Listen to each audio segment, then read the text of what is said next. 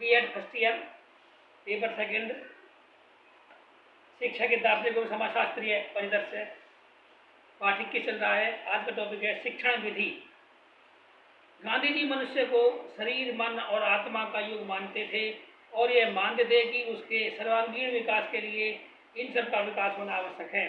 दूसरे शब्दों में मनुष्य का विकास इन तीनों शरीर, मन और आत्मा पर निर्भर करता है। यही कारण है कि इन्होंने शिक्षण की प्रक्रिया में मनुष्य के शरीर, मन और आत्मा तीनों की क्रियाओं को स्थान दिया है। इन्होंने मनोविज्ञान का अध्ययन तो नहीं किया, पर ऐसा लगता है कि वे व्यवहारिक मनोविज्ञान के पंडित थे। शिक्षण के क्षेत्र में ये सबसे अधिक बल क्रिया पर देते थे। इनके अनुसार करके सीखना और स्वयं के अनुभव से सीखना ही उत्तम सीखना होता है। वैसे ये कथन व्याख्यान और प्रश्नोत्तर विधि के महत्व को भी स्वीकार करते थे। उपनिषद एवं वेदांत द्वारा प्रतिपादित श्रवण, मनन और निधिध्यासन की विधि में भी इनका विश्वास था। ज्ञान को पूर्ण इकाई के रूप में प्रस्तुत करना और उसे इसी क्रिया के माध्यम से विकसित करना इनकी शिक्षण विधि के मुख्य आधार थे। इसे सहसंबंध विधि कहते हैं, पर गांधी जी इन सब शिक्षण विधियों को स्वाभाविक रूप से प्रयोग करने पर बल देते थे। यहाँ हम इस पर थोड़ा प्रकाश डालना आवश्यक समझते हैं। अनुकरण विधि। गांधी जी ने स्पष्ट किया कि अनुकरण बच्चों की स्वाभाविक प्रवृत्ति है। वे प्रारंभ में अनुकरण द्वारा ही सीखते हैं, अतः प्रारंभ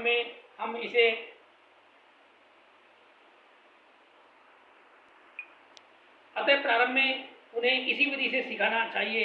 गांधी जी सदाचरण की शिक्षा के लिए इसे सर्वोत्तम विधि मानते थे। इनके विचार से सदाचरण की नींव शिशुकाल में ही रखनी चाहिए। इस समय विकसित संस्कार बड़े स्थायी होते हैं।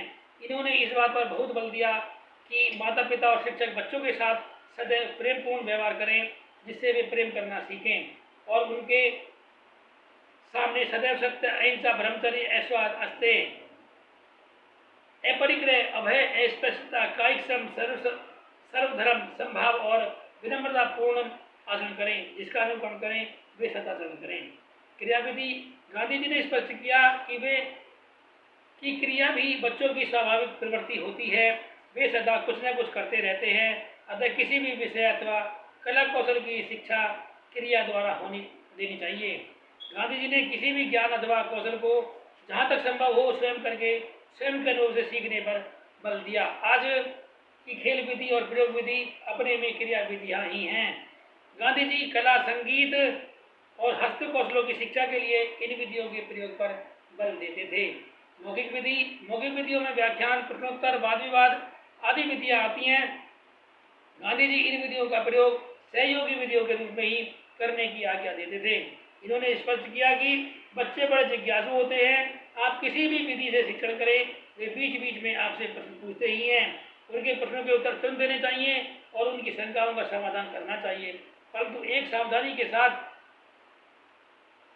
कि बच्चे शारीरिक एवं मानसिक दोनों दृष्टियों से सदैव क्रियाशील रहें, केवल निष्क्रिय श्रोता ही न रहें। सहसंबंध विधि। गांधी जी ने इस बात पर बहुत बल दिया कि बच्चों को कुछ भी सिखाया जाए वास्तविक परिस्थितियों में वास्तविक रूप से सिखाया जाए।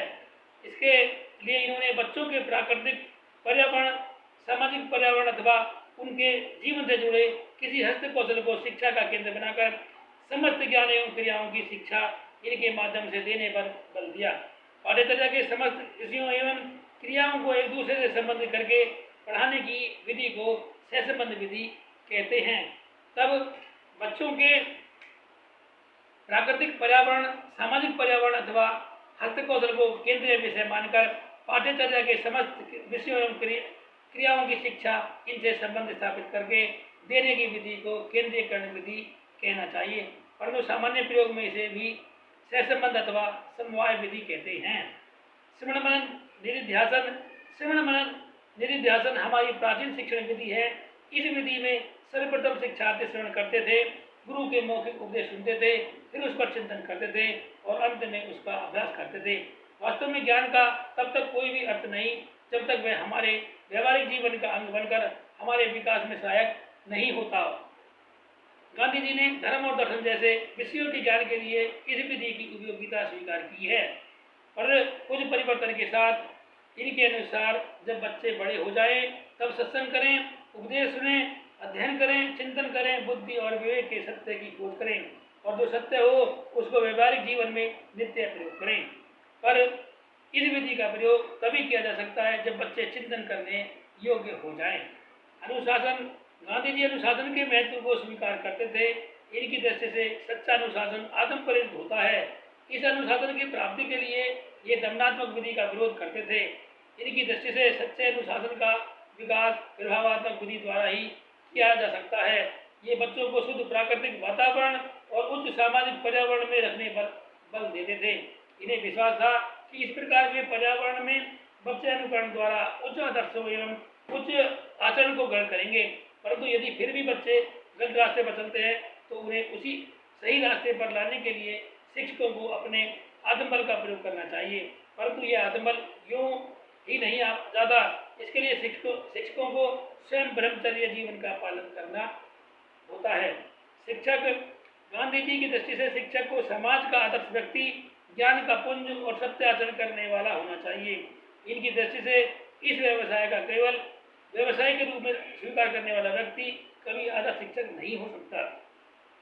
एक शिक्षक आदर्श शिक्षक तभी हो सकता है जब वह इस व्यवसाय को सेवा कार्य के रूप में स्वीकार करे। उसे बच्चों के पिता, मित्र, सहयोगी और पथ प्रदर्शक अनेक रूपों में कार्य करना होता है। इसलिए उसे सहिष्णु, उदारचेता और धैर्यवान होना चाहिए। शिक्षार्थी तो शिक्षा की प्रक्रिया का केंद्र होता है। गांधी जी के विचार से शिक्षार्थी को अनुशासित रहना चाहिए और उसे ब्रह्मचर्य का पालन करना चाहिए। गांधी जी बच्चों को उनके वैश्विक विकास की पूरी छूट देते थे, पर उनके सामाजिक एवं आध्यात्मिक विकास को दृष्टि में रखते हुए गांधी जी प्रारंभ से ही बच्चों में शारीरिक, मानसिक, बौद्धिक और आध्यात्मिक बल का विकास करने और उन्हें आत्मनिर्भर बनाने पर बल देते थे। इनके विचार से ऐसा ही व्यक्ति अपना और संसार का भला कर सकता है। आत्मनिर्भर बनाने पर बल देते थे। गांधी जी के अनुसार शिक्षार्थी को संयमी के साथ साथ जिज्ञासु होना चाहिए। विद्यालयों के संबंध में भी गांधी जी के अपने विचार हैं।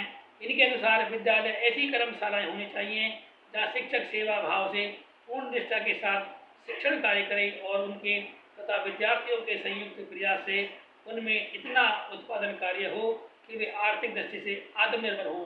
ये विद्यालयों को सामुदायिक केंद्र बनाने पर भी बल देते थे। इनका कहना था कि विद्यालयों में समुदाय की विभिन्न क्रियाएं होनी चाहिए और समुदाय के लोगों को यहाँ पढ़ने और कार्य करने की सुविधाएं उपलब्ध होनी चाहिए।